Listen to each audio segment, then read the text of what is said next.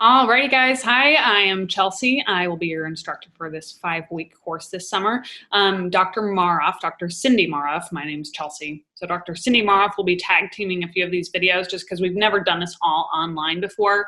So to get content up quickly enough for you, you'll see a couple of us making these videos for this summer course. But I get to start with the endocrine system, which I'm always kind of sad is the first chapter of physiology because it is my favorite chapter in this entire book. I just think it's so interesting. So let's go ahead and jump in. So when we're talking about the endocrine system, we have two major communication systems in the body, the nervous system and the endocrine system. And they work vastly differently, and that's because they have just majorly different roles. So a couple differences that hopefully you recognize when you were reading through the book. The nervous system acts a lot faster. The endocrine system acts a lot slower, but it is also going to be more sustained. So it's going to last longer as well. And we can talk about, a couple of the other differences as well. The nervous system, obviously, its signal is going to be transported along nerves, and it's, generally an electrical signal that then goes through neurotransmitters and that type of thing between the two nerves that connect each other. The endocrine system is going to secrete all of its stuff that we call hormones into the bloodstream. So the nervous system is much more specific, and that's what allows me, to move each and every one of my individual fingers and use different muscles in my face to be talking to you right now. But things like digestion and reproduction that need to be happening behind the scenes in your body all the time are controlled by the hormones that are moving about your bloodstream at any given moment. So all the endocrine glands, we'll get to that in a second. Hopefully you can list them out by the end of this chapter and be kind of familiar with what each of them does and the hormones they secrete. So hormones interact with cells, and so in a much different way than nerves do. So hormones are going to interact with cells via things called receptors. So I think that this is so interesting because this allows cells in the body. So if you have hormones secreted into the bloodstream, that blood is going to go everywhere, right? That blood is going to be circulated throughout your entire body, which means those hormones are going to be moving throughout the entire body. But you don't want reproductive hormones to be affecting, every part of your body. They need to be mostly affecting the gonads, right? And so to be specific, cells can have receptors or they can lack receptors. That is the only way that hormones can get their signal into the cell to tell cells what to do, is via these receptors. So no, not all hormones affect every cell because cells have to have receptors that hormone can then dock and then give its signal into the cell. So water-soluble versus lipid-soluble hormones. These are going to cause major differences in the communication mechanisms, which we'll talk about here in a minute. But most of the water-soluble hormones come from things like the hypothalamus, the anterior pituitary, basically everything but your gonads and then your adrenal cortex. So the adrenal cortex and the gonads, like your ovaries and your testes, secrete lipid-soluble hormones. Basically, everything else is a protein hormone, which means it's water-soluble. The differences in communication there is majorly that the lipid-soluble hormones can move into the cell and act directly on genes, whereas protein hormones, they're not lipid soluble, so they can't get through that plasma, phospholipid bilayer, that plasma membrane. So they have to communicate through a second messenger system. Okay, so the nervous system is our primary way of communication for, quick reaction things. And then hormones are chemical messengers that are released into the bloodstream. So they work together on a lot of stuff, and they can also, activate or inhibit each other in some ways. So it's not like one is better than the other. It's just that they have majorly different roles. So hormones are definitely a lot slower than the nervous system because you have to secrete something into your blood, wait for that to get into the specific tissue that needs to respond to it, and then the reaction needs to occur within the cells. So we talked about a couple of those other differences already. Endocrinology, this term just means the study of the hormones and the glands that secrete them.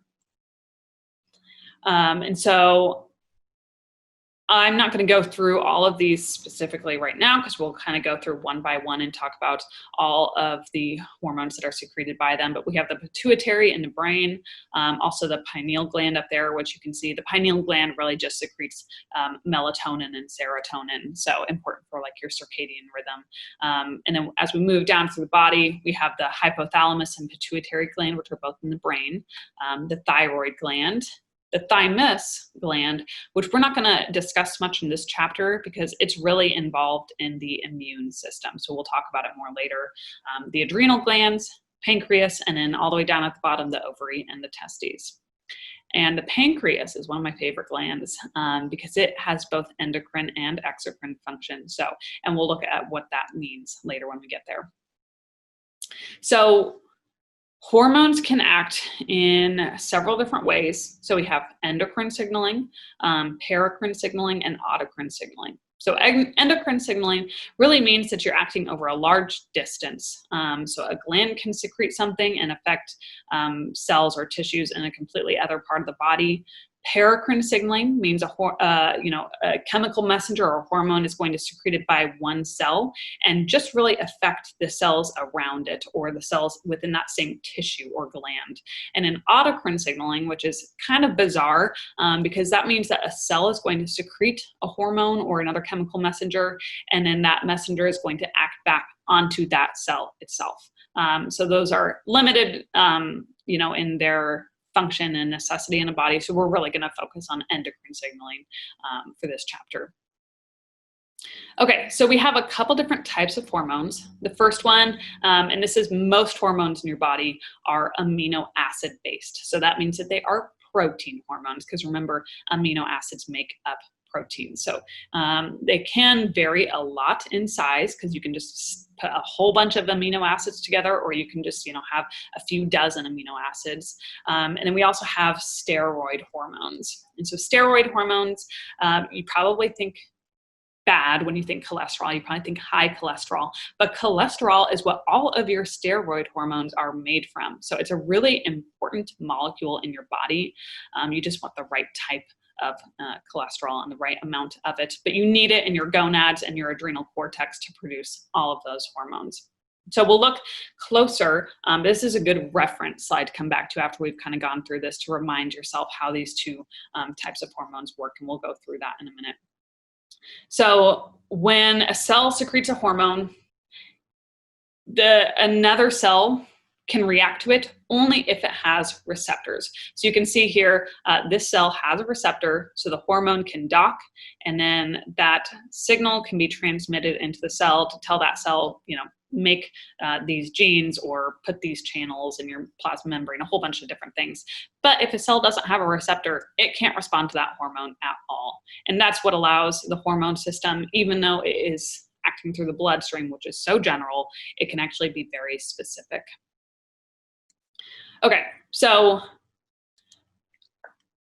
let's see here. Okay, so hormones are going to cause a huge amount of different reactions depending on what hormone we're talking about and what cell. They can even have different reactions depending on what cell is responding to them. So cells in one part of the body can respond to a hormone differently than cells in another part of the body, which is kind of cool. But they usually, generally speaking, increase or decrease the rates of processes. They can put more channels in the plasma membrane to allow more like ions or nutrients to come into the cell. They can also cause proteins to be synthesized. And another type of protein is just an enzyme, right? So an enzyme is just a protein that causes a reaction or speeds up a reaction. So they can cause the creation of enzymes, or they can also activate enzymes depending on the role of that hormone. Secretory activity is important for things like, you want to secrete digestive enzymes, right? So not only produce them, but secrete them, kick them out into the bloodstream. So the hormones can also stimulate that as well. And then mitosis, which is cell division. So that's something that's super important for like your metabolism, and also like growth hormone has major activities in that for when you're growing and you want cells to divide. So water-soluble hormones, always remember that water-soluble means protein hormones. So these are made from amino acids, and so their receptors are going to be in the cell membrane. This makes more sense when you look in a visual, so I have some slides coming up here that will help you kind of see what that looks like. But they have to act through second messenger systems because they can't get into the cell. So they have to rely on a relay system of second messengers to get their signal across and to cause something to happen in the cell. So the major ones that your book talks about are cyclic AMP or CAMP, and then the PIP2 or PIP2, calcium. Those are the two major second messenger systems. I'm not going to ask you to know infinite detail on these second messenger systems. Just kind of remember, who are the second messengers in each of them, but their response in the cell is going to be, for the most part, similar. So in a CAMP signaling mechanism, it is going to act through a G protein, another protein called adenylate cyclase, which is then going to convert ATP into CAMP. And then CAMP is going to activate protein kinases, which can actually do stuff in the cell. Okay, and then CAMP is going to be degraded by phosphodiesterase. That's just another, kind of feedback or control mechanism because you don't want that reaction to be happening in the cell for too long. So if we look at this in this diagram here, I think that this will be a good reference for you to come back from, back to. This is also in your book. So the first thing that happens is the hormone docks on the receptor. So that's step one right over here. After that, that receptor is going to send that signal to this G protein. This G protein is kind of at like the starting line on a track, if you want to think about it that way. It's really the first thing that starts the relay race. So it's going to move through the cell membrane until it gets to this next protein, which is adenylate cyclase. Adenylate cyclase is going to convert ATP into CAMP. Remember that GTP and ATP are both forms of energy. So this process itself requires energy to happen. So I think that that's kind of important to remember just as a side note. CAMP then, or cyclic AMP, is then going to activate these protein kinases. And then you can see way at the bottom here that these protein kinases are actually what are triggering the response. So way up here, you have the hormone docking on its receptor. Then you have all of these second messengers, this whole relay race in the middle that is required to actually get to the reaction in the cell. This all happens really quickly. You have a bunch of receptors and these G protein molecules. So it's not like the response is slow. It's just necessary because that protein hormone can't get into the cell itself to cause this reaction.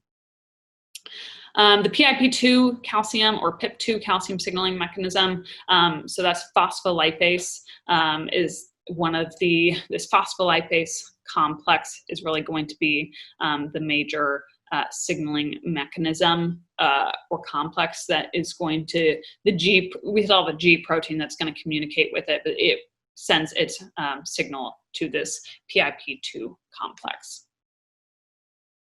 And then this PIP2 complex can act through DAG or IP3. I don't need you to remember the full names of either of those, but it can cause calcium to be released, IP3, as a third messenger, so not only second messenger, but a third messenger, and then DAG can activate protein kinases, just like CAMP can. There's also another class that I'm just going to mention of protein receptors. They're not really talked about in this book too much, but tyrosine kinase. So we have those receptors that act via G proteins, which are those other two that I just talked about. And then you have tyrosine kinase enzymes, which don't require G proteins. I just want to mention those so that you're kind of aware that they exist. And if you're interested in it, you can look into it more. But if you take an upper level like biochemistry or another endocrinology course, that's definitely something that will come up. And the major one that acts via this is insulin. So insulin works through a tyrosine kinase. Basically, everything else works through G proteins. Okay, so the other major thing that you need to remember is that that was all for protein hormones. We also have steroid hormones, those gonadal hormones and the ones from the adrenal cortex. So these thankfully are way easier to kind of understand how they work because they can get into the cell.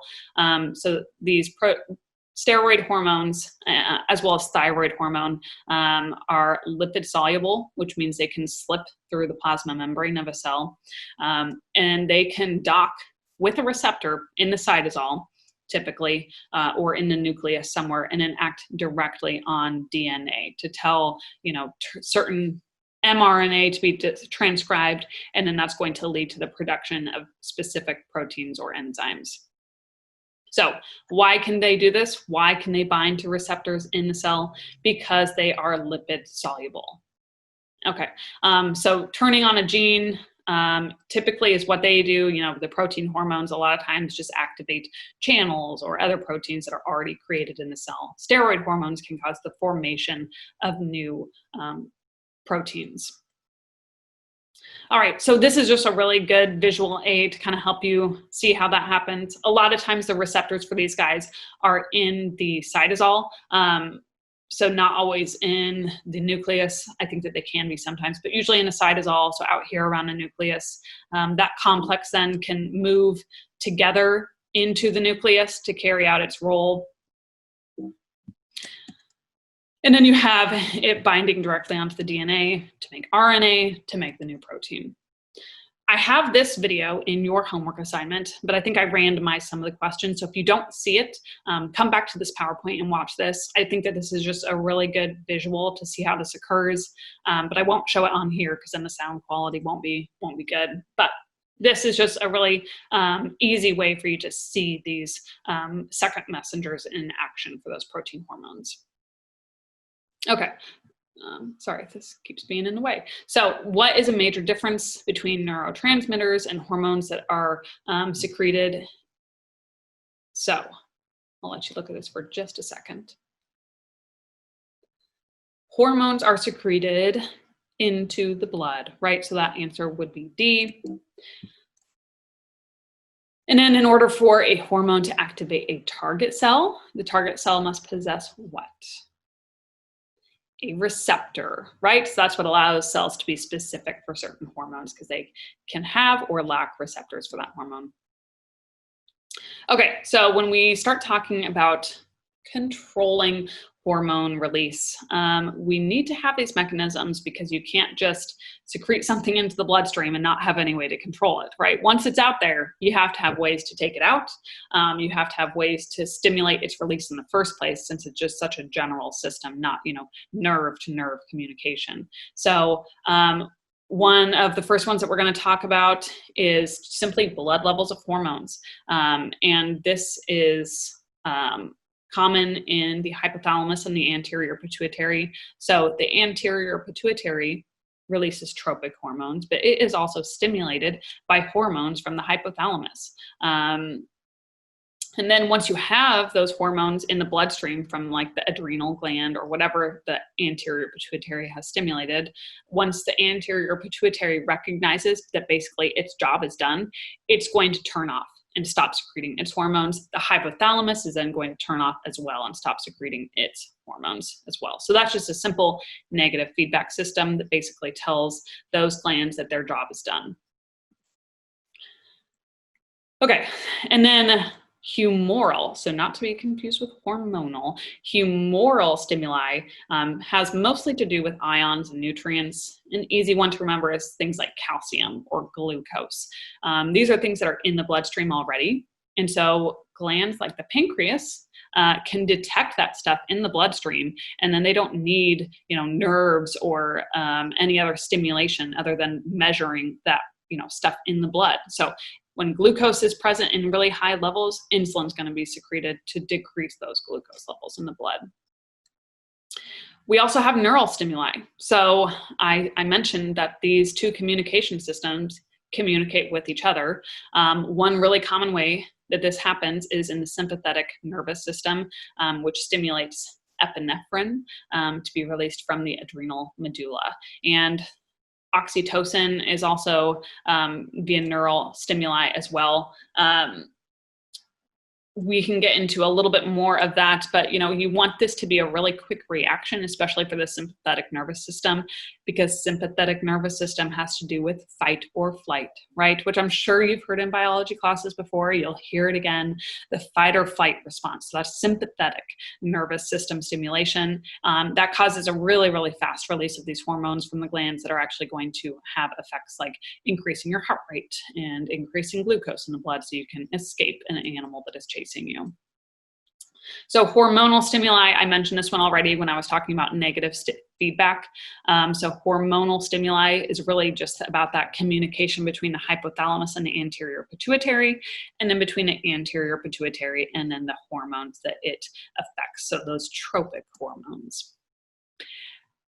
However, the nervous system can stimulate the release of hormones. It can also override those other control mechanisms like the humoral and the hormonal stimuli. So if you already have really high levels of glucose in your blood, typically insulin would be secreted in order to decrease those levels. But if the nervous system is kicked on, the parasympathetic nervous system, the sympathetic nervous system, that is going to tell the liver and some other cells to basically increase the levels of glucose in the blood, even if you already have a lot of glucose there, because you need to be ready for that fight or flight response. It's also going to decrease digestive activity. So even if you've just eaten a meal, if your fight or flight response gets turned on, that stress response, it's going to decrease the amount of hormones that are required for digestion.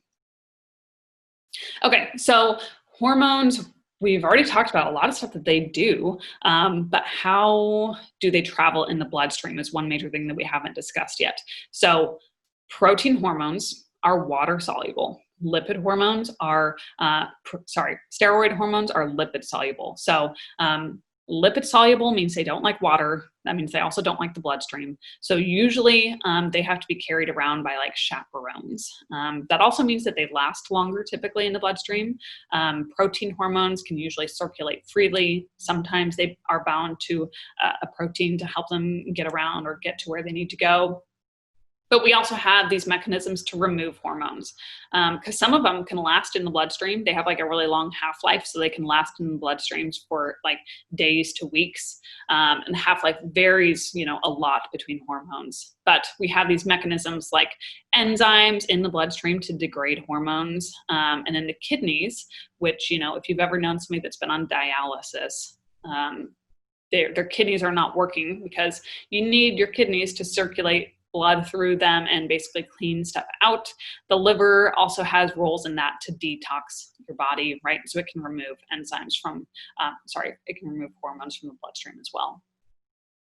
Okay, so we know that receptors are necessary on cells to respond to hormones. But how can we get really specific and make sure that the level of hormone response is what we want, or that we're not responding to that hormone for super long? So the three major steps for activation is pretty easy to remember. That blood, how much hormone is in your blood, that matters, right? How many receptors are on those cells, that definitely matters as well. The third one, which is kind of the trickiest to remember, is this thing called affinity or binding strength to the receptor. I can't really tell you why this varies, but certain hormones bind stronger to their receptors than other hormones. And that can actually be changed. And so if you think about hormones and receptors as like a lock and key, hormones can bind and have a really strong lock in that key. Or if another hormone or another molecule comes along, that can be bumped off of that receptor super easily sometimes. So that affinity is actually a really big part of that as well. And then up and down regulation of receptors. So if you have a lot of hormone in your bloodstream and it's been floating around for several minutes or several hours, those cells have already done what they need to do. Down regulation, you can think of down as literally pulling receptors down out of the cell membrane. So up regulation means you're putting more receptors up in the cell membrane. Down regulation means you're pulling more receptors out. So you want that to happen because if you have hormone in your bloodstream that takes a while to kind of get cleaned out by those enzymes or the liver, cells can become desensitized.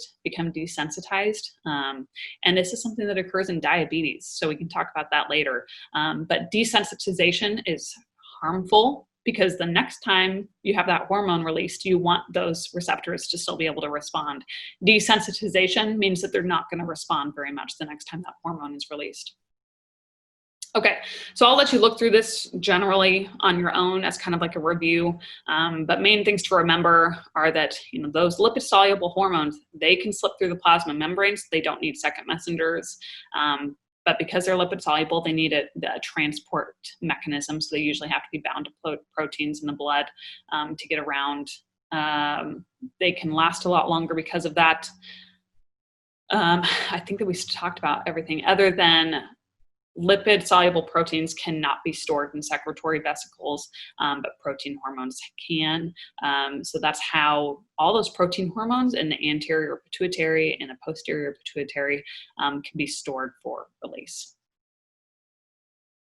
Okay, so at the target cells, these are just 3 really quick terms for you to remember. So permissiveness means that one hormone needs another hormone to permit it to work. So permissiveness means that you have to have another hormone present for another to work. Synergism means that 2 hormones have basically the same job. So they are going to amplify each other's reaction just because they're doing the same thing. And an antagonism. So this is important because, you know, you can have, this is how we can have one thing compensating for the fact that you still have that other hormone present in the blood, but you don't want it to be acting anymore. So you can release another hormone to antagonize it or oppose its action. Okay, so at this point, I'm gonna take a short break and eat some lunch. I would suggest that you take a break here too. Hopefully you're working on this not right before the homework assignment is due and you have some time. I would not watch these videos all the way through because it's pretty grueling. Usually we would be splitting this up into several lectures. So feel free to take a break here and I will be back shortly. Okay, so now like 20-some minutes into the endocrine system, we're finally ready to start talking about the hormones themselves. And we have to start at the very beginning, the hypothalamus and the pituitary. Fun fact, people used to think that the anterior pituitary, or the pituitary in general, was the control center for the endocrine system. We now know that it's the hypothalamus. But before scientists had the ability to measure hormones and know where they came from, they knew the pituitary was important. So they knew that it had like roles in the reproductive system and other stuff. So if people had issues, or if animals, they noticed issues with like the reproductive system, they would take anterior and the pituitary itself, grind it up like a bunch of pituitary glands and just like inject it into animals or like feed it to animals or humans. Which we now know is completely ridiculous because it secretes like a bunch of hormones and it can cause a lot of things to go wrong if you don't do it correctly. So fun fact, before, you know, scientists knew what they were doing with the endocrine system, they would just give people just a cocktail of anterior and posterior pituitary and just, you know, see what happens. Now we know that there's a super important relationship between these 2 glands. So the pituitary gland is just like this P-shaped thing, sits in the sella turcica, which is just kind of like you know, like a little chair for the pituitary gland, essentially. It's connected to the hypothalamus via this stalk, which is the infundibulum. And it has 2 lobes, the anterior and posterior lobes. These 2 lobes are, they develop from different parts of tissue, essentially, when a fetus is developing. So the anterior pituitary, I think it comes from like skin attached to like the upper part of the nose. And then the posterior pituitary is kind of like an outgrowth from the brain. And somehow they grow together and get fused into this one lobe. But they have way different histories in development. And therefore they also have different ways that they kind of release their hormones or make their hormones or lack thereof. They are connected, both are connected to the hypothalamus via that infundibulum, but in very different ways. So the hypothalamic hypophyseal tract, that's a tongue twister, right? This connects to the posterior pituitary. And if you look at it on here, all of this yellow stuff is nerves. And so you can see the anterior pituitary over here. This is the posterior pituitary. We have direct nerve stimulation to the posterior pituitary. Nerves are coming from the hypothalamus, traveling through that infundibulum, and they are actually ending in the posterior pituitary. And these come from the supraoptic and paraventricular nuclei of the hypothalamus. I'm not going to expect you to remember those names, but two important hormones are produced there in the hypothalamus: oxytocin and ADH. Those hormones then travel along the hypothalamic hypophyseal tract and are stored in the posterior pituitary. So the important thing to remember there is that the posterior pituitary doesn't even make its own hormone. So this is why it's so different from the anterior pituitary. The anterior pituitary is connected to the hypothalamus via the hypophyseal portal system. Portal system, think veins and arteries. So that's just a blood supply. There are no nerves traveling through that, but the hypothalamus releases a bunch of hormones that travel through that portal system and tell the anterior pituitary what to do. And so why is the hypothalamus the control center of the brain? Why do we even need it if the anterior pituitary secretes a bunch of these hormones that control other glands? Well, the hypothalamus gets signals from the other parts of the brain and from your peripheral nervous system, so from other parts of your body. It's a way more complex part of your brain than the pituitary is. So it's basically a command center, a communication center between the brain, the body, and the pituitary. So I think these diagrams are excellent. This is a really good visual way for you to see the differences of the posterior and anterior lobes. So we can see nerves coming from the hypothalamus, going into the posterior pituitary. Oxytocin and ADH are the only two hormones that are going to be produced and transported there, and they are going to be stored in the pituitary, the posterior pituitary, until they need to be released. So oxytocin, let's look at this one first. What does this guy do? So oxytocin, you've probably heard of it more in terms of females, and that's because it is important for uterine contractions and milk letdown. And I will tell you right now, this is a common test question. Where is a positive feedback mechanism in the body? Most feedback mechanisms in the body are negative feedback. It's like a thermostat. You get a little too warm or a little too cold, you got to switch on that thermostat, kick on the heat or the AC. Oxytocin and, in both uterine contractions and milk letdown acts via positive feedback. Why is that?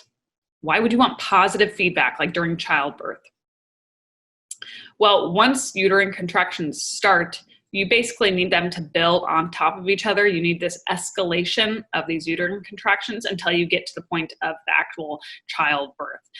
So if you had negative feedback happening, once those uterine contractions started, the body would tell the brain, all right, we're good. That was it. Just one contraction. Let's be done.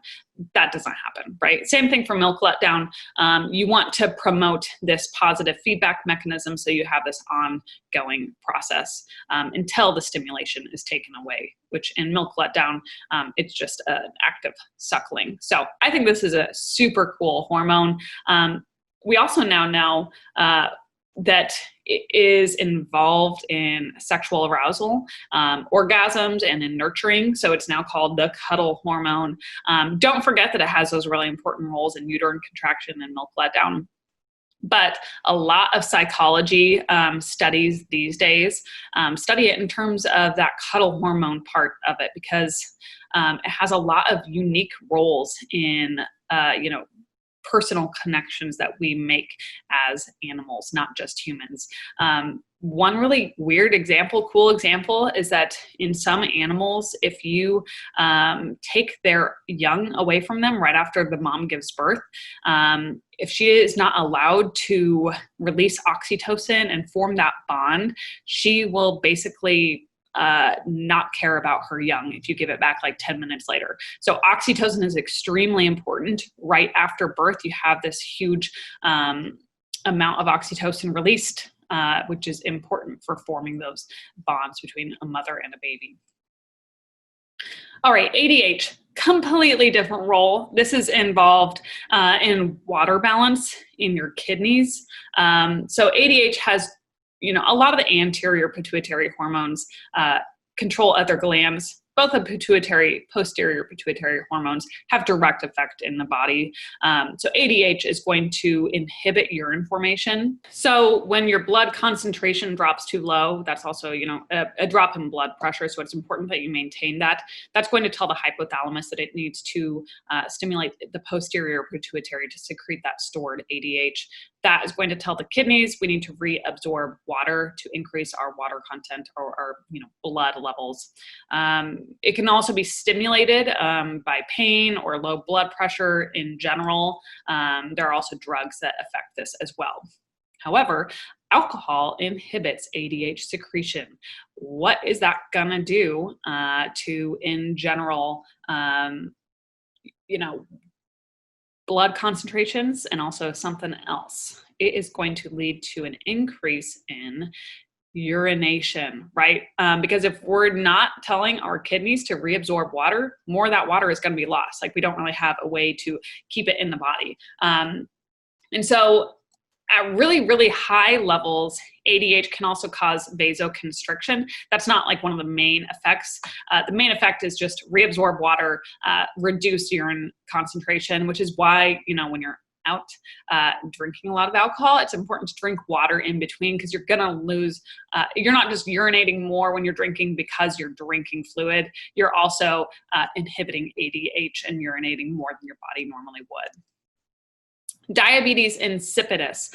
So when you think diabetes, you're usually thinking of the other type of diabetes, diabetes mellitus, which we'll get to. Diabetes insipidus is when you don't have enough ADH. And so just like when alcohol inhibits ADH, what's that going to lead to? More urination, greater thirst. So that can be a huge issue if you don't produce. It's usually like your body can't naturally produce enough ADH, or you have an issue in your hypothalamus, or your body can't respond to it correctly. Okay, so let's look at the anterior pituitary now.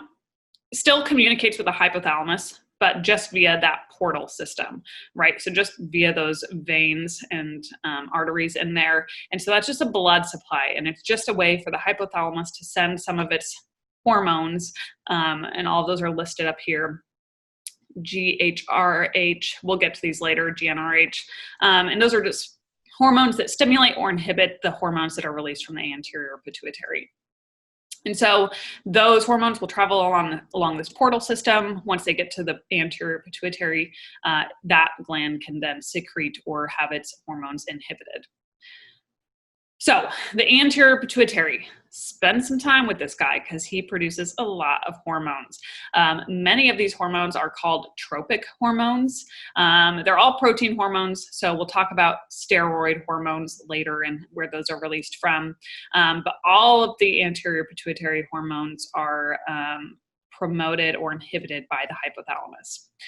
The tropic hormones, these are the ones that control other endocrine glands. Just like a hypothalamus controls the anterior pituitary, these guys in turn control other glands in your body. So TSH, that's thyroid stimulating hormone, obviously affects your thyroid. FSH and LSH, those are going to go to your gonads, and then ACTH, adrenocorticotropic hormone, goes to your adrenal glands. Okay, but let's talk about growth hormone first. This is one of the anterior pituitary hormones that is not a tropic hormone. It has a lot of super important roles in your body. So it is mainly going to be affecting metabolism, which is why athletes take it, because they think they can boost their metabolism. And then if you have a higher metabolism, you probably perform better. Really doesn't have that much of an effect that they would maybe like. But it is also going to make energy more available in your blood, and it's going to stimulate protein synthesis, which may be another reason why athletes want to use it, right? Because proteins, you need that for skeletal muscle buildup. So to build muscle, maybe it could have a little bit of an effect. Also glucose sparing, which means that we're going to save glucose. If you're sparing glucose, you're going to save it. So that's going to act against insulin and basically tell your body cells to not take as much glucose up because we want to save it for maybe the brain. So at the liver, because of its glucose sparing effects, it's going to tell the liver to produce more glucose from its stored glycogen. So basically the liver stores a bunch of glucose in the form of glycogen. Growth hormone is going to say, go ahead, break that down, release that glucose into the blood. Okay, but other than those actions that it has directly on the body, growth hormone also acts indirectly, mostly via these things called insulin-like growth factors. And these have some similar roles. So they're going to promote proteins produced by the liver, so not just glucose sparing, but we also want to make more proteins so we can grow more skeletal muscle and, bone growth as well. These things are all also, super important as you're developing as a child, maybe not so much into adulthood. They still have actions when you're an adult, but they're, growth hormone is secreted in greater amounts when you are developing as an adolescent. So why would we want to promote nutrient uptake to synthesize DNA and proteins?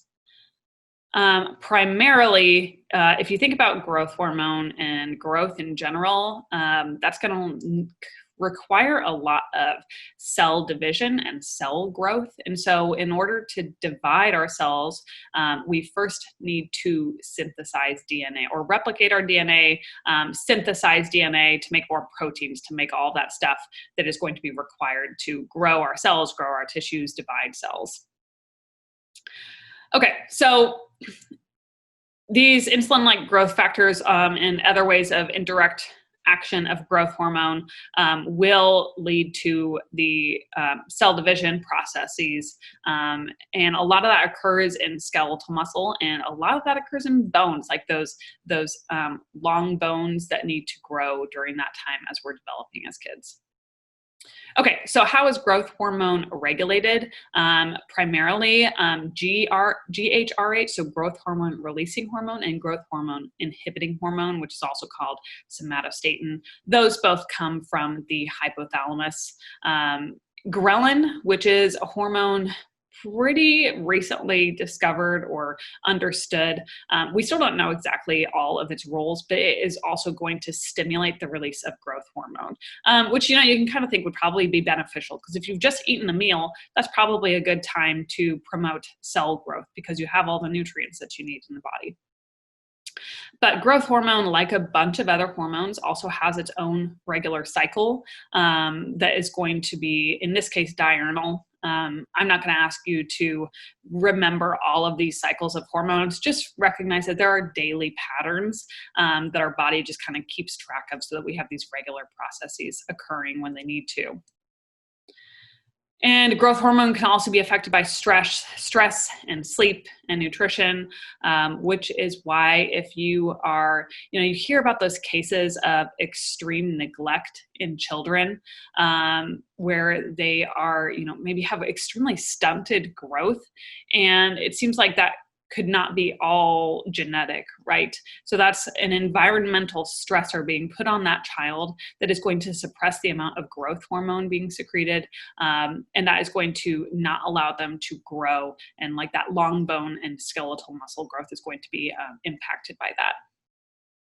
Okay, so some disorders kind of on the flip side of that. Gigantism is when you have too much growth hormone, but this occurs in children. So if you have maybe a tumor on your pituitary gland that is pressing on it, causing too much hormone to be released, you're going to get really, really tall, because that is a time when your long bones are still able to grow. And so acromegaly is the same thing, where you have too much growth hormone, but it occurs in adults. And what happens there is that your long bones can no longer grow because that soft cartilage has been calcified essentially. And so you get the growth in kind of weird places, mostly your hands and face, areas that can still kind of grow when you are an adult. Okay, so these are just some visual examples of that. Too little growth hormone as a child is going to result in pituitary dwarfism. You can treat this in kids, and so this was an amazing result of being able to like make synthetic growth hormone, is that if you recognize the issue in children early enough, you can basically get them to a pretty normal height. Maybe not what they could be if they had been producing their own growth hormone from the time that they, were born, but enough that they can be a fairly normal height with, growth hormone injections. Okay, so obviously, people abuse growth hormone. People ask to be prescribed growth hormone to stimulate things like muscle, skeletal muscle growth, essentially. Not super beneficial, doesn't have a lot of huge effects, and some people want their children that are just maybe below average height to have growth hormone injections. But basically, if your body produces about enough growth hormone, if you have an excess of it, it's not going to have major effects on your skeletal muscle and bone growth. Okay, so thyroid stimulating hormone is our next one that we're going to talk about. So this is also from the anterior pituitary still. It is just going to simply stimulate the thyroid to release its thyroid hormone. And so negative feedback, this is a mechanism that will come to again and again, negative feedback. So once thyroid hormone is secreted by the thyroid, it is then going to negatively feedback onto the anterior pituitary and the hypothalamus to say, we're good, we've secreted thyroid hormone, you can stop stimulating the thyroid now. This is also inhibited by growth hormone inhibiting hormone. And that's because, these both kind of have similar actions in the body on like metabolism and things like that. Okay, ACTH, or adrenocorticotropic hormone. So this is secreted by corticotropic cells, pretty easy to remember, in the anterior pituitary. It is going to affect the adrenal gland. It affects some parts of the adrenal gland more than others. So the main thing that it stimulates is the release of glucocorticoids, which are important in your stress response.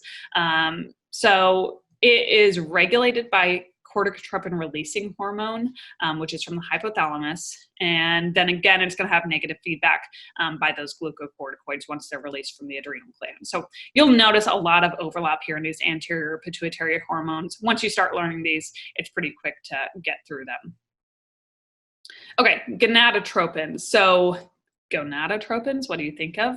Probably gonads, right? So FSH and LH, similar roles, but definitely different. So FSH mostly stimulates gamete production. So in males, that would be sperms, right? And in females, not production of eggs when we're, adult women, but it's going to stimulate the maturation. So telling those eggs to mature, get ready for ovulation.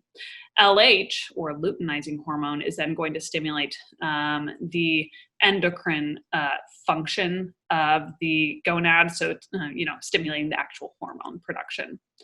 And then in females, LH is what triggers ovulation as well. Okay, GnRH from the hypothalamus, gonadotropin releasing hormone, is what is going to stimulate the release of LH and FSH from the anterior pituitary. Prolactin, trying to move through these. I know there's a lot in the anterior pituitary. Okay, prolactin releasing hormone from the hypothalamus tells the anterior pituitary to secrete prolactin. Don't mix this up with oxytocin. They're kind of similar hormones. Prolactin is released from the anterior pituitary though. Similar roles as well a little bit, because prolactin causes milk production, where you'll remember that oxytocin stimulates milk letdown. So both of those are really important. Dopamine, which we didn't know at first, was actually an inhibitory hormone for prolactin. So that's why it was called dopamine, because we didn't even know what it did at first, is going to inhibit its release. And then this kind of makes sense. It's a little confusing at first. Low estrogen, why would that stimulate PIH, or that inhibiting hormone? And why would high estrogen stimulate prolactin releasing hormone?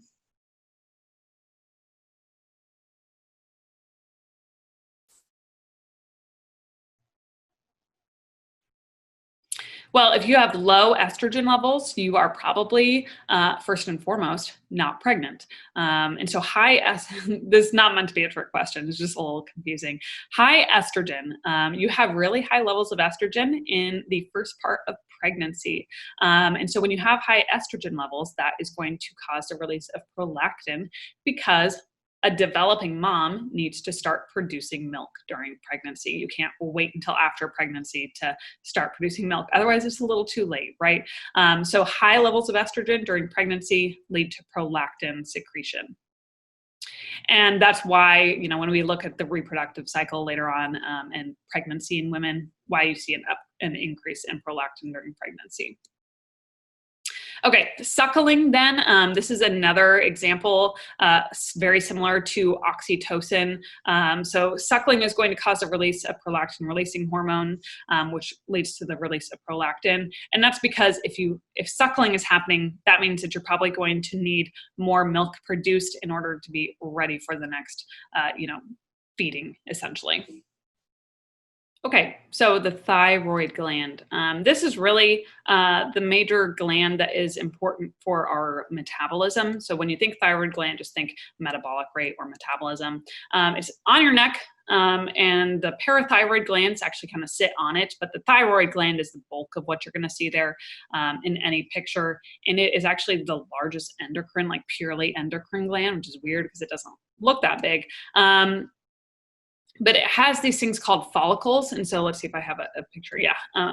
So this histology slide, microscope slide kind of shows you what this looks like inside. And it looks really bubbly, kind of like fat deposits. But what this is a bunch of stored precursor to thyroid hormone. And so the thyroid gland is really unique in that it can store like 3 months worth of thyroid hormone. And so you can kind of go a long time without being able to produce it and still be fine. So it's unique in that way, but it's stored in these things called follicles.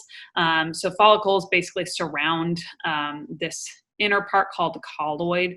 So this colloid is just made up of thyroglobulin, which is kind of just a precursor to thyroid hormone. And then parafollicular cells, not to be confused with like the parathyroid stuff. So this is still thyroid hormone, thyroid gland, but the parafollicular cells have a completely different role. They're going to secrete calcitonin. Calcitonin is kind of a weird hormone because we don't really know any major roles in it. So we won't talk about that really for this class. But thyroid hormones are T3 and T4 together in combination. And they have a huge effect on metabolic rate of your body. So thyroxine is T4 and triiodothyronine, T3. It's usually secreted as T3 from the thyroid gland and then converted to T4 by tissues or cells themselves. And I think that that's kind of partly because T3 is better at docking to those receptors. It has a greater affinity to those receptors than T4 does. But this hits almost every cell in your body. So we've talked about specificity of receptors. Well, thyroid hormone you can think of as being just like a really general use hormone because basically every cell needs to have its metabolic rate controlled. So this is going to increase your basal metabolic rate. So if you have too much thyroid hormone, that means you have maybe even too fast. It's good to have a high metabolism, right? People want a high metabolism, but if you have too high levels of thyroid hormone, that can kind of promote weight loss and some other issues as well. So you don't want too much because really it's going to lead to a calorigenic effect, which just means heat production, but you can kind of think as burning calories. And this is also going to, kind of like growth hormone, lead to growth and development, especially in your like skeletal system, but also the nervous system and the reproductive tract. So then the last kind of part of that is that it maintains blood pressure as well. Okay, I am going to put this up here, but for the most part, I think that you can skip this. I want you to have a slight understanding that it needs, mostly I just want you to know that you need iodine to create thyroid hormone. So that's why if you go right now, pause the video, look in your kitchen cupboard where your mom or you have iodinized salt, just table salt, but you'll probably see that it says iodinized. So if you have like one of those big bottles of salt, if it doesn't, not that big of a deal. But why do we have iodinized salt? Really, the only reason is that we need iodine for thyroid hormone production. So this is just kind of like a really innovative way to help people that live in regions that don't have a lot of iodine, like in the soil. So the plants they eat are not rich in iodine, like the Midwest of the United States. So us right now, we would probably be lacking in iodine if we did not have iodized salt in our kitchen. So that's a major takeaway of this. And then just remember that you can store thyroglobulin, that precursor to thyroid hormone, in really large amounts. We have a couple disorders caused by wacky levels of thyroid hormone. So myxedema. What does edema remind you of? Probably somebody with like really, really swollen ankles, right? So this is hypothyroidism. So if you have a lower metabolic rate, this is kind of going to be the effect of it. If it's really, really bad, you can get something like this. And then an endemic goiter. Endemic, we're all familiar with the term pandemic right now. Endemic means like a regional issue. So this would be like in the Midwest United States, if we didn't have enough thyroid hormone from iodine, an iodine deficiency, that is going to be just another facet of that myxedema. But an endemic goiter is going to just be like an enlarged thyroid, because your thyroid is producing thyroglobulin, but it can't make thyroid hormone. So your brain is going to keep telling your hypothalamus and anterior pituitary are going to keep trying to promote thyroid hormone production to no avail. Okay, cretinism. This is also hypothyroidism. So there's a lot of disorders that can come from this, but this is just in infants.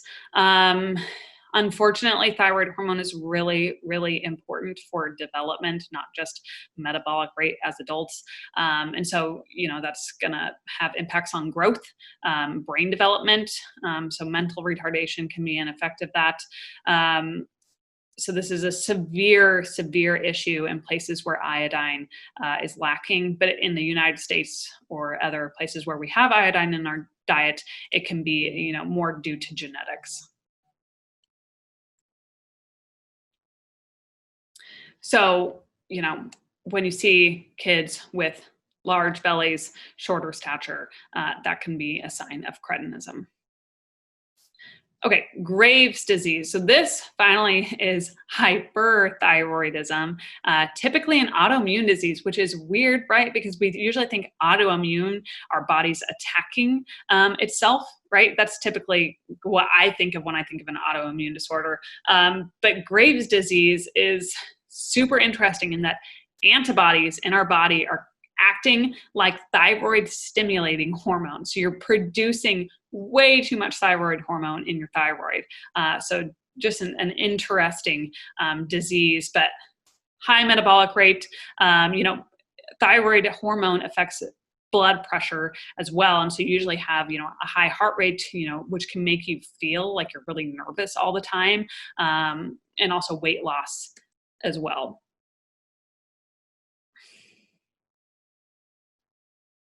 Okay, calcitonin. When I think calcitonin, there are roles of it, but only at really high doses. And so these cells around, the colloid, the follicles and the follicular cells are going to be parafollicular cells, so kind of the in-between grooves of the thyroid gland. It's strange because we don't really, maybe there is a role of parafollicular of this,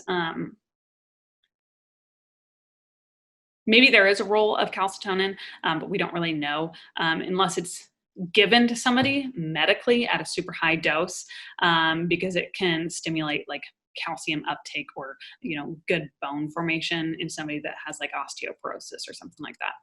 Okay, parathyroid. So this is kind of sitting just on the thyroid gland, these little teeny tiny dots on the thyroid gland. So that's the parathyroid gland.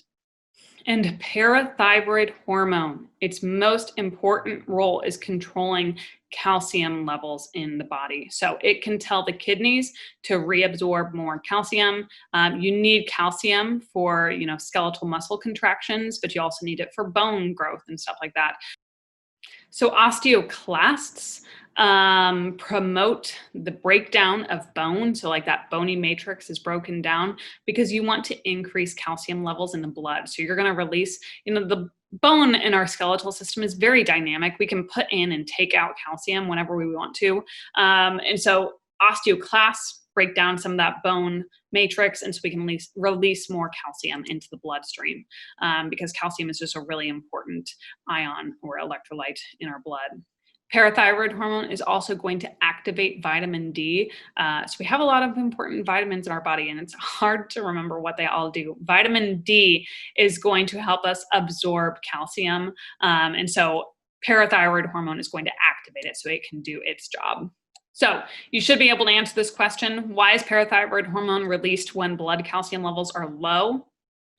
Because it is going to stimulate, bringing blood calcium levels back up because it's important for things like skeletal muscle contractions and also nerve impulses. So obviously calcium is, something that we absolutely have to have in our bloodstream at all times. It has to be readily available. Okay, so this is just a really straightforward graphic that kind of goes over that. So I'm going to skip this, but this is just for you to reference when you're studying this. It's also in your book. Okay, this might be another good place to take a break if you want to. I know that this is just a lot to get through in one sitting. I don't expect you to watch this video all at once. I've been taking breaks, eating snacks and stuff like that. So feel free, take a break when you need to. I'll try to throw in some entertaining bits and pieces in lectures. So if you do watch them all at once, you can have like a good little brief mental break. But let's move on to the adrenal glands. So the adrenal glands are chock full of hormones.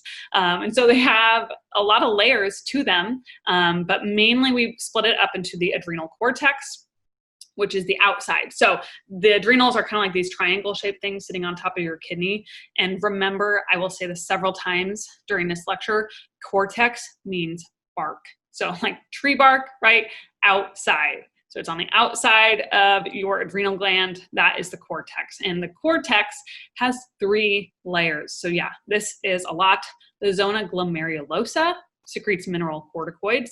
The zona fasciculata secretes glucocorticoids. And in the zona reticularis, there's some overlap between these 2 last ones, fasciculata and reticularis, but primarily the reticularis secretes gonatocorticoids. So you can tell by the names of these what they do. So thankfully, that makes it a little bit easier to remember. So the mineral corticoids control mineral content, right? Glucocorticoids, in kind of a roundabout way, control blood glucose. That's not the major role. But bear with me a little bit. And then gonatocorticoids act with kind of the gonads to secrete some weak sex steroids, essentially. So all of these guys are going to be steroid hormones, corticosteroids produced by the cortex of the adrenal gland, and they're steroid hormones. So corticosteroids is just a really general name, and that's an easy way to remember, what type of hormone they are and where they're produced. Okay. So this histology slide, you can kind of see that there are differences in these cell types, and they're arranged in a pretty clear way, but there's always going to be some overlap between those layers and what they're secreting. But we're going to stick with it simple and just pretend like they're very straightforward, but just recognize that they kind of share their roles, these 3 layers. Okay, so the adrenal cortex, this is going to secrete mineral corticoids, and remember that's the zona glomerulosa. The major one of these is aldosterone, and that is the only one that I'm going to ask you to know because it makes up 95% of the mineral corticoids. So really, the others are just not that important. But aldosterone is going to control sodium content. You can probably think right away of a couple things that sodium is required for. Things like the resting membrane potential, right? So aldosterone is extremely important. It's going to tell the kidneys you need to reabsorb. Reabsorb means bring it back into the body, back into the bloodstream. So you need to bring more sodium out of the urine and back into the blood. Remember that age-old adage, water follows salt. So you've probably heard that before. Water follows salt. So when aldosterone is secreted, not only are you going to be reabsorbing salt in the form of sodium, you're also going to be reabsorbing water as well, because water follows salt. Now we need to control the electrolyte balance in our body. And those pluses and minuses, like sodium and potassium, are both positively charged, right? That matters for things like the resting membrane potential. And so if we're gonna save a bunch of sodium, bring it back in, we're gonna probably need to exchange it for potassium a little bit to kind of equalize that loss or retention of the positive charge.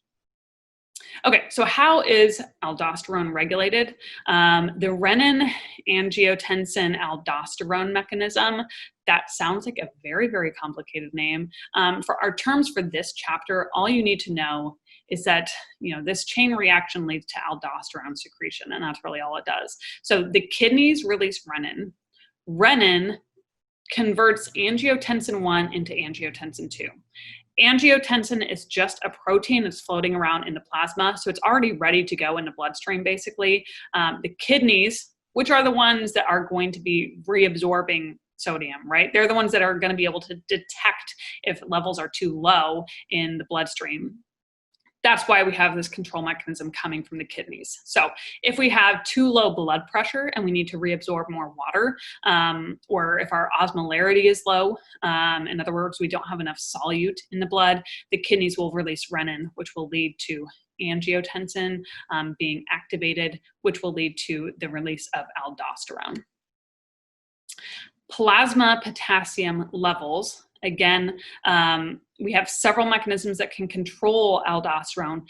Potassium levels alone can control aldosterone. So if we have too much potassium, remember we need to have more sodium than potassium. So we're probably going to want to switch some of that out. So high levels of potassium will result in aldosterone secretion. And then adrenocorticotropic hormone, remember that's from the pituitary. It doesn't have a huge role in aldosterone secretion. It is important, but only in really, really high levels. And then the last one, this is fun, atrial natriuretic peptide, or ANP. If you read the chapter, where is that from? I'll give you a second to jog your memory on that. The heart, right? Isn't that so bizarre? The heart secretes a hormone. I always think that that's really interesting that the heart secretes a hormone. But what would the heart be able to detect? Probably blood pressure, right? Because if you have too high a blood pressure in the heart, that can be very dangerous. We all know high blood pressure is bad. So if you have too high levels of blood pressure, the heart secretes ANP, or atrial natriuretic peptide. That is going to stop the renin-angiotensin system. Say, stop secreting renin, we don't need as much aldosterone because we already have too much blood or too high levels of blood pressure. And so that will lead to more urine formation and more sodium being lost in the urine. Okay. Really easy way for me to remember this. Hopefully this is just bizarre enough and just goofy enough for you to remember which layer does what. So mineral corticoids are controlled, the major one is aldosterone. And the main thing that they do is control levels of minerals, primarily salt, right? So I always just think of this GIF and just pretend like you're sprinkling salt on top of the kidneys. And that's a really easy way for me to remember that the outermost layer is the one that controls levels of sodium. Okay. Let's move on. Still the adrenal cortex. So let's talk about glucocorticoids. So I, in my master's thesis, studied cortisol a lot. So I love learning about this type of stuff. It has a role in the stress response. These things all look bad, right? Inhibiting inflammation and depressing immunity. But that's because if we are responding to a stressor, we need to maintain enough energy supply for the really crucial parts of our body, like the brain and skeletal muscle, so you can, get away from a predator or something. So this is basically just going to save energy for the parts of your body that need it. It's also going to promote gluconeogenesis. That's a very long word. It just means that more glucose is going to be created. Your brain, and we'll talk about this again later, your brain has to have glucose for energy. That's really the only form of energy that your brain can use. And so we're going to release things like fatty acids and proteins. We're going to make glucose out of those things. And then we're also going to release more fatty acids into the bloodstream because other parts of your body can use fatty acids for energy. But the brain absolutely needs glucose. Okay, and then another effect of glucocorticoids is that it's going to increase blood pressure, and it does that via vasoconstriction. So it's just going to make your blood vessels smaller. Okay, how is it regulated? Primarily, I said ACTH didn't really affect aldosterone. It definitely affects glucocorticoids. So the CRH and ACTH coming from the hypothalamus and the pituitary gland are what mainly regulate cortisol levels. Cortisol, though, and the other glucocorticoids have a daily rhythm. So eating can affect that. Activity can affect that. Cortisol levels are going to be highest right before you wake up in the morning. So they definitely have a regular rhythm. And because they're involved in the stress response, and this is a huge issue for humans because we are oftentimes under chronic stress, but acute stress can also interrupt. So acute means like really, really short term and really, really high levels of stress. So that can interrupt that regular regulation of glucose, of cortisol or any other glucocorticoids. Because we basically want to say, I know that the glucocorticoids are not supposed to be high right now, but we're in a situation of acute stress, so we better start secreting them so we can, escape this animal or whatever type of stressful situation an animal would be in. So that is part of the central nervous system, and that's how that gets overridden during acute stress.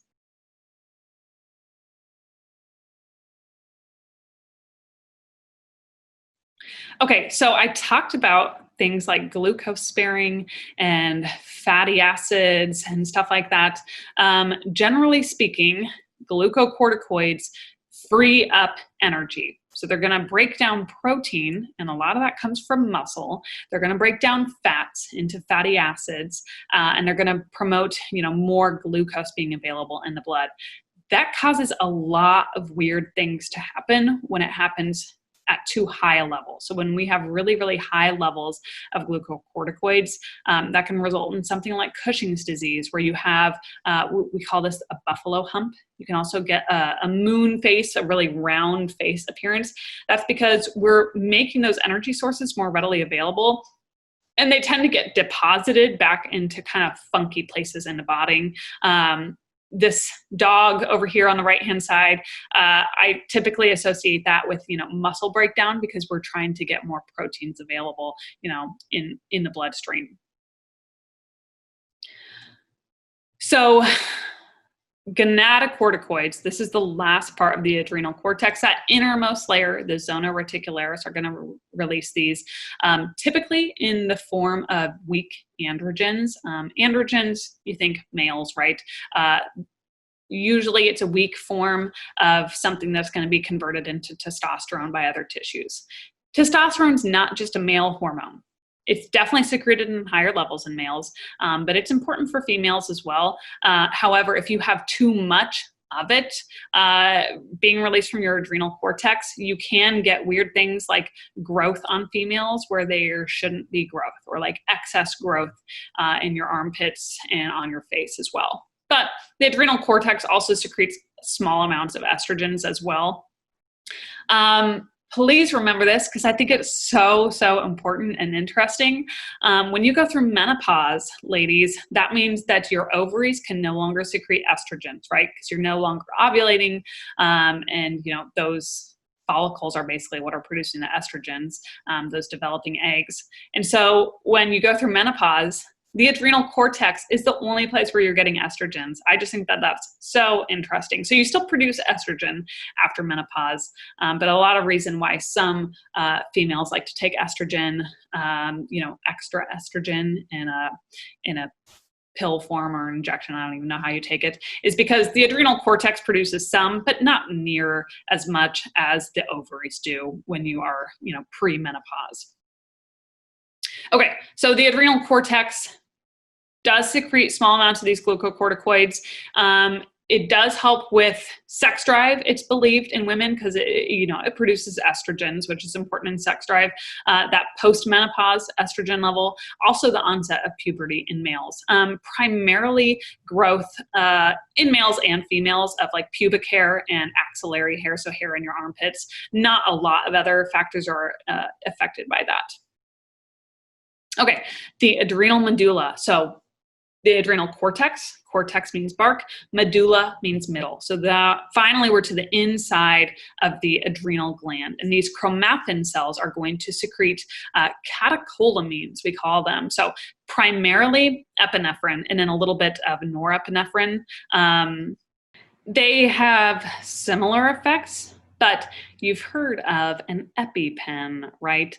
And so an EpiPen reminds me of what epinephrine does, because when you have an asthmatic attack or a really, really bad allergic reaction to something and somebody stabs you with an EpiPen or you stab yourself with an EpiPen, the main thing that's going to do is expand your bronchioles. So that's going to encourage breathing, opening your airways. And that's the primary reason why we have EpiPens, right? Is because you can die if you can't breathe, essentially. So norepinephrine involves a lot of these other things like vasoconstriction and also increased heart rate and things like that, or blood pressure. But epinephrine is going to lead mostly to dilation of your bronchioles and also increased blood glucose levels. So you can kind of go through these images that I have here. There are a lot of effects of stress. The adrenal medulla is going to be more acute or short-term stressors. And then those glucocorticoids like cortisol, that's going to be more involved in long-term stress. And the adrenal medulla is directly tied to the nervous system. And so that's why these things are secreted so quickly and involved in the short-term stress response. So your book has this image right here, and I would look at it there so you can kind of see more of this in detail. But just know short-term stress response, that's the adrenal medulla, and those catecholamines like epinephrine and norepinephrine. And then the long-term stress response works mostly through the bloodstream because, corticotropin releasing hormone and then adrenocorticotropic hormone have to travel through the blood before they can get to the adrenal cortex. All right, you've probably heard of the pineal gland, and you probably know that it secretes melatonin, and you might even know what melatonin does. So this is an easy hormone endocrine gland to go over. Melatonin really is your sleep-wake cycle. So your biological clock. The cool thing is it's affected by light coming into your eyes, essentially. So it communicates with your retina, which receives light coming in your eyes, and that helps you regulate your sleep-wake cycle. So if you're somebody working the night shift, that's why it's really hard to maintain a good sleep schedule.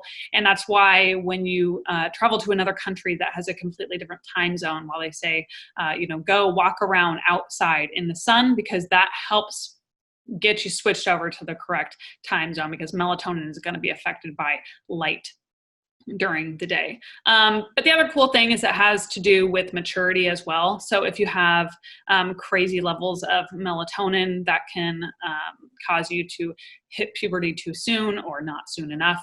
And then, this has, impacts on other parts of our body, like appetite, so helping us regulate basically our biological clock in general, not just the sleep-wake cycle. And then it has antioxidant effects or detoxifying, which is a pretty new thing known about it. And I think that that's kind of cool as well.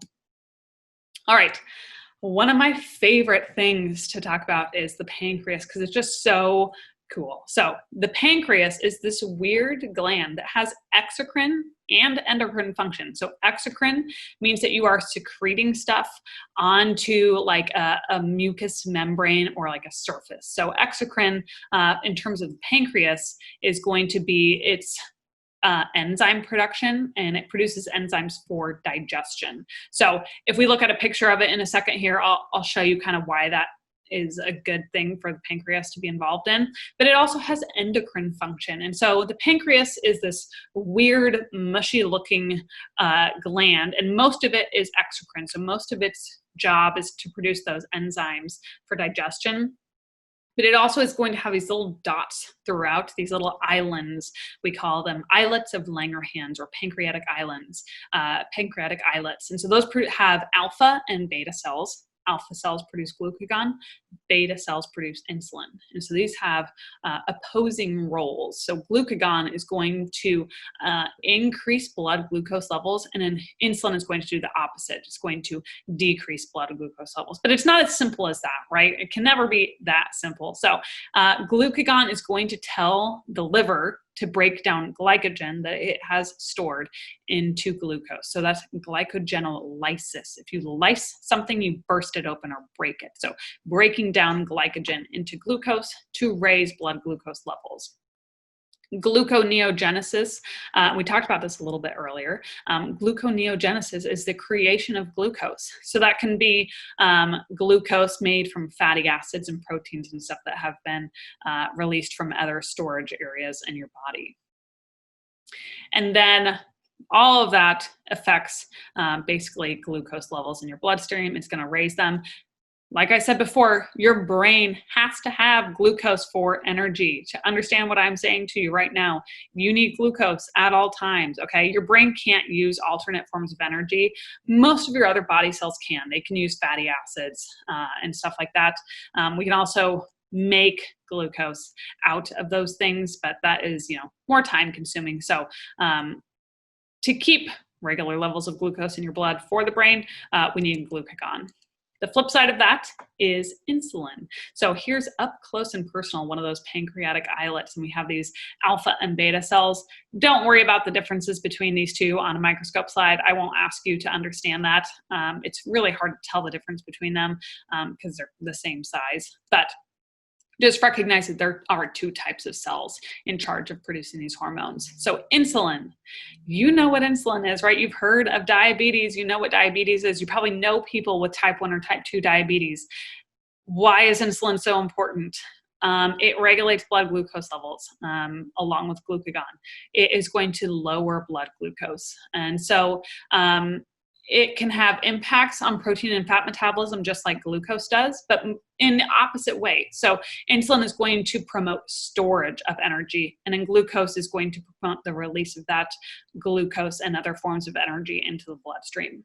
So the primary role of insulin is to go to cells and tell those cells, let glucose in. We need you to take up glucose out of the bloodstream to use them for energy.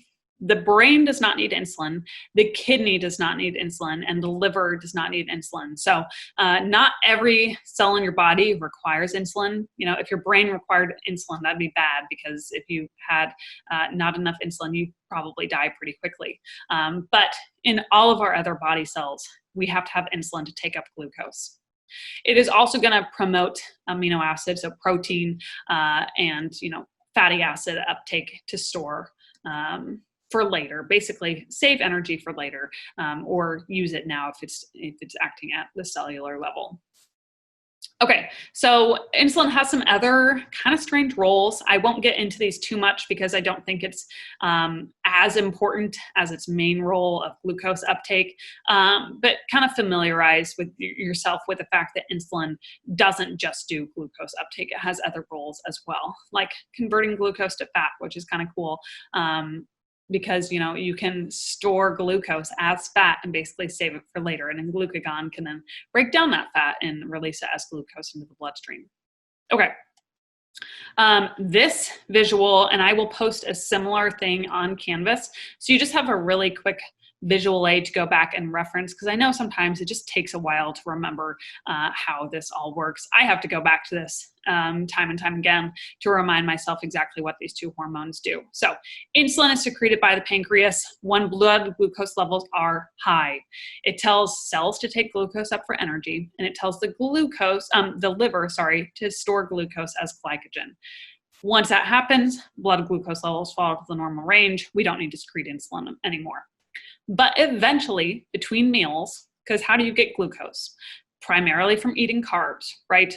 If you are in between meals, your blood glucose levels are going to drop. That's just a natural occurrence because your brain's been using glucose that entire time and your other cells as well. Glucagon will be released, and that will tell the liver break down glycogen and release glucose into the bloodstream. That will raise blood glucose levels.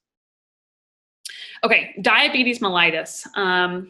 We talked about diabetes insipidus. Diabetes mellitus is the common form of diabetes that you have heard of. And the cardinal signs are polyuria, polydipsia, and polyphagia, okay? And so you can go back to those and hopefully you kind of know what those are, or go back and remind yourself. Polyuria is a lot of urine formation, so too much urinating. Polydipsia is increased thirst, and then polyphagia is increased hunger. We have two types of diabetes mellitus though, type 1 and type 2 diabetes, right? Okay, type 1 diabetes is what we refer to as juvenile onset or childhood diabetes. And you know, it's very different from type 2 diabetes. Usually type 1 diabetes means that your body is not producing insulin correctly. A lot of times this is due to like an autoimmune disorder that can actually destroy the beta cells that are supposed to produce insulin. So your cells are fine, like your receptors for insulin are fine, but you have no way to produce the insulin. And so this is why kids with diabetes throughout their entire lives have to have insulin injections, because they cannot produce it on their own. And, you know, we've seen how important insulin is for glucose to get into most body cells. So we have a family friend who had a son who, you know, as an infant was diagnosed with type 1 diabetes. So it can be extremely early on in life, but it's usually at least before age 15 that this occurs. Type 2 diabetes, which is the most common form in the United States, unfortunately becoming increasingly common, usually after age 40, but even now we have, you know, kids with type 2 diabetes, which is really alarming. But please be aware of the fact that it is not just diet and exercise induced, okay? It's not just because you live an unhealthy lifestyle. It has a huge genetic component. And an infant in the womb, if mom has type 2 diabetes or is pre-diabetic, that baby is predisposed to having type 2 diabetes, not just because of the genetics, but because of the womb environment promoted by mom having, you know, these issues as well. And so that's why, you know, coping with the problem in the US and other developed countries is extremely difficult, because it's not just getting people to eat well and exercise. But what happens typically is, and it does have a lot to do with, you know, overeating oftentimes, how it develops. And so if you have a high glucose diet, or if you eat too many sugary foods and sugary sodas, and this is, you know, another problem with the United States because we have so much sugar in our diet, you are constantly pumping glucose into your bloodstream, which is telling your pancreas that it constantly needs to be producing insulin. What happens when we have prolonged exposure to hormones? Think way back to the beginning of this lecture. We can have desensitization of our receptors. So typically that is kind of like the first issue that occurs with, type 2 diabetes, is that your cells become, desensitized to insulin. So you're still producing insulin. It's working, but the receptors on your cells are not responding to it like they should. And then a lot of times, because of obesity and other variables, you can eventually have damage to your pancreas, to those beta cells, because of inflammation and other things. So starts with insulin desensitization and eventually leads to not enough insulin being produced in your body, which is why a lot of type 2 diabetics also have to have insulin injections. But you can go back and forth with people on, is it more due to people being overweight, or is it hereditary? Well, it all kind of goes together, because you can be predisposed to being overweight, and that's probably going to make you predisposed to overeating. And then, high sugary diets just add to that. So it's a lot of things in combination leading to this, huge problem of type 2 diabetes. So diabetes mellitus can have huge effects on your body because you are not getting enough glucose into your cells. So you're going to start breaking down fat stores, and that is going to release ketone bodies into your blood. And those ketone bodies can be secreted in your urine, but they can also be damaging to your other cells and cause inflammation and stuff like that. And then having too much insulin in your system, not just desensitization, but it can lead to other issues as well, like anxiety and nervousness. And then just you have the issue of hypoglycemia. So you have hyperinsulinism occurring. That means you are not having enough glucose available in your bloodstream. So think about how you might treat that. We're going to go through a case study this week, and so that'll kind of dig a little bit deeper into diabetes as well. But ramifications on the United States, there's a huge cost on our healthcare system associated with diabetes because it requires medication that's very expensive, and pharmaceutical companies have to make money off of that. And so, your insurance companies a lot of times, foot the bill a little bit, not just consumers, even though insulin can be extremely expensive, and that's, harmful because, people absolutely have to have those insulin injections to survive. But insulin, that is one issue, but you also just have a lot of complications from diabetes. You hear of diabetic people that have to have limbs amputated. And we're not going to go into the details of how, extreme this disease can be, but it can lead to a lot of other problems just because you have too much glucose in your blood if you're diabetic a lot of times. So type 1 diabetics, they are not producing their own insulin. Type 2 diabetics, desensitization leads to eventually not enough insulin being produced. So the major thing that is causing all of these complications is hyperglycemia. Hypoglycemia, or too low levels of blood glucose, it's bad. You can go into like a comatose state or die from a hypoglycemia. But all of these other complications listed here are due to hyperglycemia, or too high levels of glucose in your blood. And that's because it can just wreak havoc on your body, lead to inflammation, high blood pressure, kidney disease, because your kidneys having to get rid of all of that excess blood glucose. So you can see from 1995 to 2010, the dark blue is less than 4% of diabetics, and then the orange is greater than 10%. And this was 10 years old, right? So this, I'm sure, has changed now into 2020. So pretty recently, this has become a major issue in the US.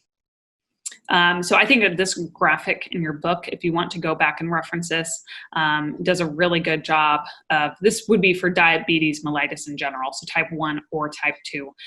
How do you get those 3 cardinal signs, polyuria, polydipsia, and polyphagia, and what else can it lead to? And then you can watch this video as well. I don't have this on your homework assignment, but this is a good extra way for you to get some review on that.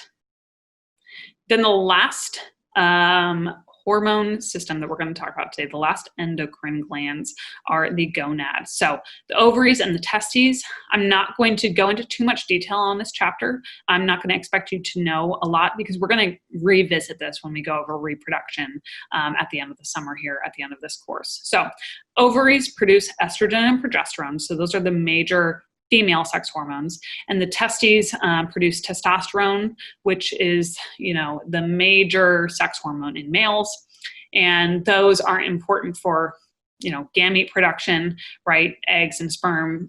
LH and FSH have roles in that, but we also need progesterone, estrogen, and testosterone for maturation and things like that.